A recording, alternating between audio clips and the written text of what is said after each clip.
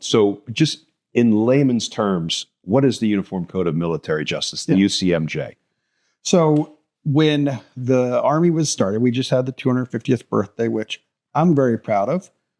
We'd rather not have had a big parade the way we did, but it was started before the country was started. And the JAG Corps, the Judge Advocate General's Corps, started before the country was started.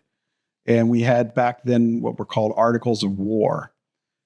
They mostly followed what the British Army had.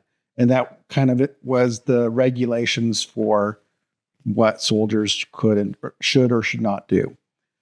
And we continued with Articles of War. The Navy had their own version until 1950 when Congress passed the Uniform Code of Military Justice. And we created this new version of the law that applies to every service member. It applies to cadets, it applies to officers, enlisted, all the services. They also created what's called the Manual for Courts Martial at that time, which includes rules for court martial, which are similar to the rules of procedure you'd have in any criminal court, and the military rules of evidence, which are based off of the federal rules of evidence. So it kind of mirrors that.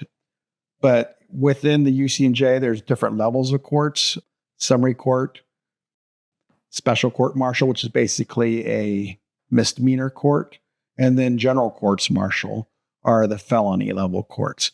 And depending on the offense, you can refer a case to one of those levels.